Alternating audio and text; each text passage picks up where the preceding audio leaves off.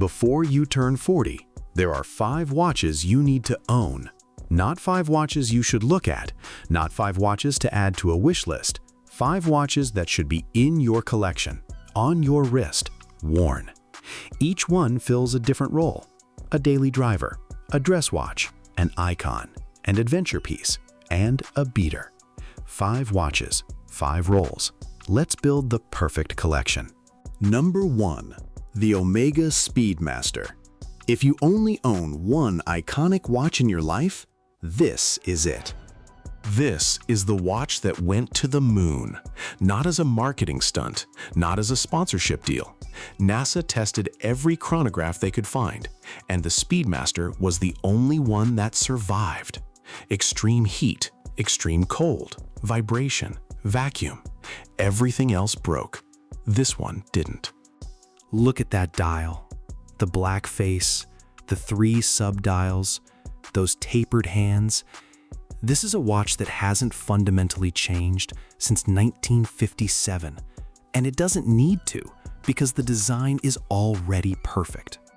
The Hesalite crystal on the front, that's the same domed acrylic the astronauts wore. It doesn't shatter. It scratches, sure, but you can polish those out with a dab of Polywatch. And there's something about a Hesalite Speedmaster, the way light plays through that dome, that the sapphire version just can't match. Around $5,000 on the gray market, and it's worth every cent. Because this isn't just a watch, it's the watch. The one that says, you understand what this hobby is about. Number 2. The Tudor Black Bay 58. If the Speedmaster is the icon, the Black Bay 58 is the daily driver. This is the watch you put on Monday morning and don't take off until Friday night. 39 millimeters, slim, wears like it's part of your wrist. Tudor took their original dive watch from the 50s and said, what if we just made that again? Same proportions, same spirit, but with modern materials and a movement that goes 70 hours between winds. That gilt dial, those snowflake hands, the burgundy bezel on the original, or the navy blue if that's more your thing, it's a 200-meter dive watch that looks equally comfortable with a suit. That's rare. Most dive watches pick a lane. This one doesn't have to. Around $3,800. And in a world where the Rolex Submariner costs $10,000 and has a waiting list, the BB58 is sitting right there, ready. Same DNA. Smart money. The Cartier Tank. Every collection needs a dress watch. Something thin, something elegant, something that disappears under a cuff and reappears when you reach for a glass. The Tank is the original. Louis Cartier designed this in 1917, inspired by the shape of a Renault tank he saw in World War I. Those vertical sidebars, those are the treads. The case is the tank, seen from above. That's over 100 years of continuous production. Andy Warhol wore one, Jackie Kennedy wore one, Princess Diana wore one. And Warhol said the most famous thing ever said about a wristwatch. He said, I don't wear a tank to tell the time. I wear it because it's the watch to wear. You can get into a tank must for around $3,000, and it will never look dated. It didn't look dated in 1920, it doesn't look dated now, and it won't look dated when you hand it to your kid.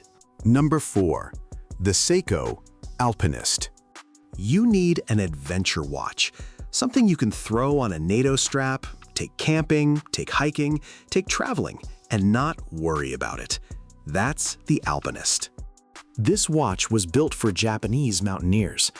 It's got an inner compass ring that actually works. You rotate the crown, align it with the sun, and it gives you a bearing. How many watches can do that? Not many. That green sunburst dial is iconic. It's been the signature of the Alpinist for decades. And the proportions? 38 millimeters. In a world where field watches keep getting bigger, Seiko kept this one classic. It fits under a jacket sleeve. It doesn't scream for attention. It just works. Around $725 for a mechanical watch with a compass, sapphire crystal, 200-meter water resistance. The Alpinist is one of those watches that collectors who own $50,000 pieces still keep in the rotation. That tells you everything.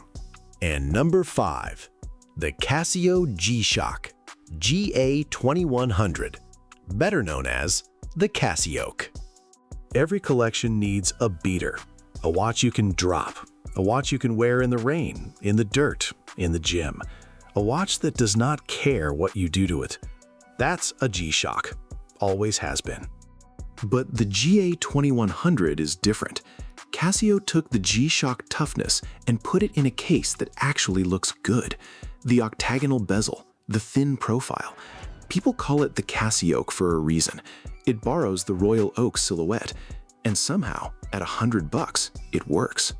Carbon core guard structure, 200-meter water resistance, shock resistant down to basically anything you can throw at it.